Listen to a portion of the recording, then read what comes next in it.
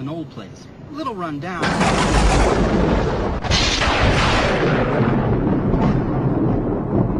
Jeep Creep. No, might be in real bad shape. All right, next on Jeep Creep, Dead Shed Edition. Dead Shed. Yeah, we're gonna be working on the new extension's second floor. So what I'm gonna do is I bought a bunch of 8-foot by 2x4 lumber. All right, there we go. So these are going to be my vertical supports for the wall that I'm going to build box frames for, 16 on center, and it called for 27 and I got 28 that I chopped up 14 8-foots into 4-foot sections. And the reason for doing that is, believe it or not, I'm not sure if it's always the standard or what, but I believe price per foot, 8-foot 2x4x8s are the cheapest. So it pays to cut them. And I'm gonna cut it down because what we're gonna do is on the second floor, it's gonna have a 4-foot wall that's gonna go into a gamble that'll give you another 2-foot. So the second floor is gonna be more of a, I don't know, a small workspace slash storage area. I don't want to build something massively huge, so that's what I'm going with.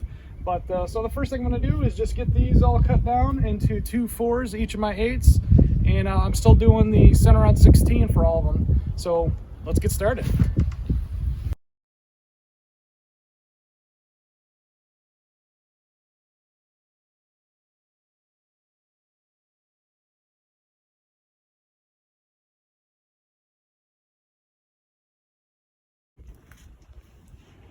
Well, we got some tenants, and yeah, this little guy. Hi, what's your name? Hiss? Hiss is your name. You're not happy. Did I interrupt you? Are you Oscar the Grouch? You're living in a garbage can. Yeah. Okay. You got a cute face. Yeah. Tore off all the shingles. That took a long time and it's a mess, but it's coming along good. So I just need to knock out this 4x8 sheet. There's 2 of them, and then raise, well, it won't go anywhere yet. I'm going to build that 8-foot section on this side and then raise the roof and set it on top. So I'll have the middle built, and then I can build this end or that end. It'll all make sense. I'll show you. So you can see my 8-foot wall is braced on here and braced on there and connecting up there. And I'm just knocking out the gamble roof half at a time. So these supports right here, I knocked all those out so I could put this wall up. And then I'm gonna do the same to over there. And then I'm gonna raise the skeleton on top once I put the other 8-foot wall up. So I'm going to do this in 3 sections, and it should come out pretty good, but man, this is a mess. So it looks pretty junky right now, but once we get it all put together, it's going to look good. So the last thing I was starting to film was up here. I got the second floor 4-foot wall put up, and then what I decided to do is tear into the existing structure and build an 8-foot wall on top of the 4-foot wall. Let me show you what that looks like. So the Dead Shed project's coming along quite nicely. Let me show you some updates here we got. So what you're looking at here, I can't remember what I did with the last one, but these are 8x8 sections that I'm building. This is the old exterior, or not exterior, the old original roof, which starts where it's red right there. So I cut it in half, threw it up there. The other side of the roof is still there. I pulled all the shingles off and all the plyboards and got up 2 8x8 sections, which is braced down real good. And tomorrow I'm going to continue these cross beams boop, boop, boop, boop, all the way across, and hopefully it's higher than this ceiling.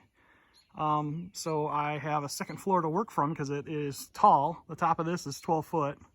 So it's hard to get to with a ladder. I'd rather get to it from the second floor and only have like you know, less than 10 foot to deal with. So yeah, looking pretty good so far. Hopefully it don't rain.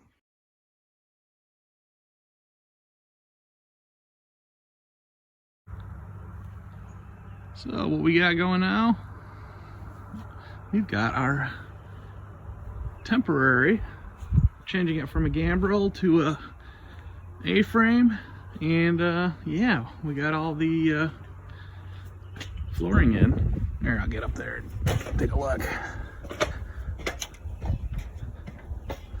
Check it out. Oh, it's so beautiful. Yeah, man. So, rock and roll, we're getting there.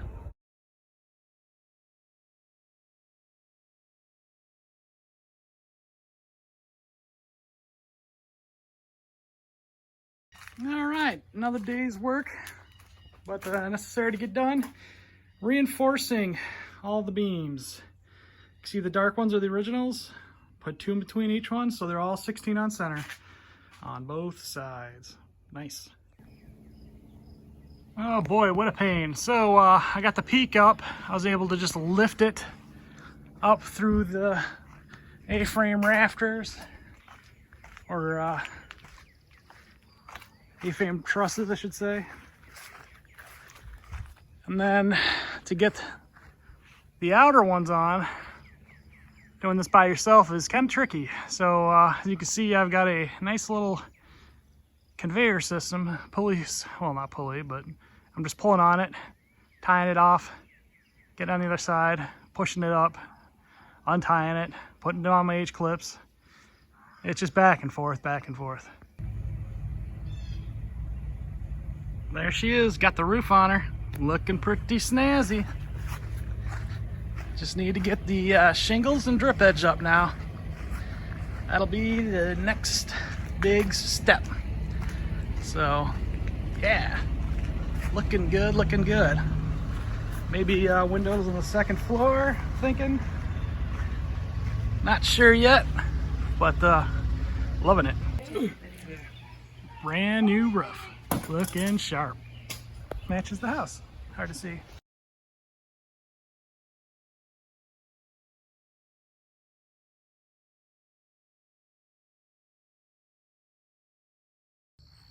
All right, what's going on? So it's October 1st, and we're still working on the dead shed upgrade. So let's check out what we got going here. All right, I got all my siding up. I had a caulk in between, just because they weren't a deadlock. I framed out my door, real nice and pretty. I built a custom strike plate. And yeah, it's coming along in here. All the walls are up, you know, looking good so far. What's left to do is right down the middle there, I'm running a cover piece. And then on the sides, I'm running a cover piece. I forgot what you call that, but it's like a typical cottage looking design. Still gotta get the gutter up, and I gotta get the ends up still. The ends, this end doesn't have anything yet. I'm gonna make that, I think, like a 4-way door. Have it squared off here, have these swing in, and then have 2 triangular flaps swing in so I can open it up fully. And then the other end, I'm just gonna put a window on, basically. Frame it out to square here and put a window on the top in the triangle. But yeah, that's where we're standing. There's the lanterns, pretty cool looking. Not too fun. All right, October 2nd. Working on painting now. Painting and insulating. So let's check out the progress here. So yeah, I'm using Kills number 2, gray in color. I got the first floor painted. Front and back.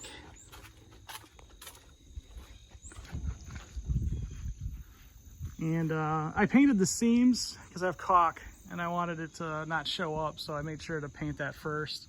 So I double paint it, so I put 2 coats of primer on that. The other thing that I did as well, I'm not sure if I showed that in a previous video or not. is, of course I did that. Made my own door catch. But I finally got hip to Great Stuff foam. It looks like crap. But it literally plugged, I got the 3-inch kind, and it literally plugged some 3-inch holes, and then some.